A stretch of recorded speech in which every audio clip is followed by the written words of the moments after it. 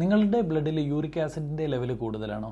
പലപ്പോഴും നമ്മുടെ പേഷ്യൻസ് നമ്മളുടെ അടുത്തേക്ക് വരുന്ന ഒരു പ്രധാന കംപ്ലയിൻ്റ് ആണ് യൂറിക് ആസിഡിൻ്റെ ബ്ലഡ് കൂടുതലാണ് ഡോക്ടറെ, എന്തെങ്കിലും ചെയ്യേണ്ടതുണ്ടോ എന്നുള്ളത്.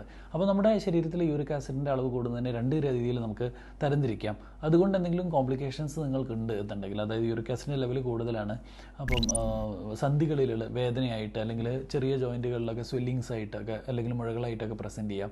അതോടൊപ്പം റീനൽ സ്റ്റോൺസ് ആയിട്ടൊക്കെ പ്രസൻറ്റ് ചെയ്യാം. ആ ഒരു സാഹചര്യത്തിൽ എന്തായാലും ട്രീറ്റ് ചെയ്യേണ്ടി വരും. അല്ലാതെ സിംറ്റമാറ്റിക് ആയിട്ട് നമ്മുടെ യൂറിക് ആസിഡിൻ്റെ ലെവൽ കൂടുക, അതായത് മറ്റ് സിംറ്റംസ് ഒന്നും ഇല്ലാതെ തന്നെ യൂറിക് ആസിഡ് കൂടുതലാണ് എന്നുള്ളത്, അത് ട്രീറ്റ് ചെയ്യണമെന്ന് ചോദിച്ചു കഴിഞ്ഞാൽ പലപ്പോഴും നമ്മുടെ ജീവിതശൈലിയുമായിട്ട് ബന്ധപ്പെട്ടാണ് യൂറിക് ആസിഡ് അങ്ങനെ കൂടുക. പലപ്പോഴും നമ്മുടെ ഭക്ഷണം, മാംസം, റെഡ് മീറ്റൊക്കെ കൂടുതൽ എടുക്കുന്നവരിലായിരിക്കാം, അല്ലെങ്കിൽ ബിയറൊക്കെ കഴിക്കുന്നവരിലായിരിക്കാം, അല്ലെങ്കിൽ അമിതമായ വണ്ണമുള്ളവരിലായിരിക്കാം. അപ്പോൾ നമ്മൾ ജീവിതശൈലിയുള്ള നിയന്ത്രണമാണ് പ്രധാനമായും നമ്മളതിൽ അനുവർത്തിക്കേണ്ടി വരുന്നത്. അതായത് തടി കുറയ്ക്കാനുള്ള മാർഗ്ഗങ്ങൾ നോക്കുക, കൃത്യമായിട്ട് എക്സസൈസ് ചെയ്യുക, ഡയറ്റ് ചെയ്യുക, ഈ ബിയർ, ചോക്ലേറ്റുകൾ അല്ലെങ്കിൽ അങ്ങനത്തെ സാധനങ്ങളൊക്കെ അളവ് കുറയ്ക്കുക. അപ്പം മത്സ്യമാണെങ്കിൽ മത്തി പോലുള്ള മത്സ്യങ്ങളൊക്കെ കുറയ്ക്കുക, ഇതൊക്കെ ചെയ്യുക. അപ്പോൾ യൂറിക് ആസിഡിൻ്റെ അളവ് കുറഞ്ഞു വരും. ഇങ്ങനെയൊക്കെ നമ്മൾ ചെയ്തിട്ടും നമ്മുടെ യൂറിക് ആസിഡിൻ്റെ ലെവൽ 9 mg/% മുകളിലാണെങ്കിൽ മെഡിക്കൽ തെറാപ്പി, അതായത് ടാബ്ലറ്റ്സ് എടുക്കേണ്ടതായിട്ട് വരും. Thank you. Stay healthy. Follow for more.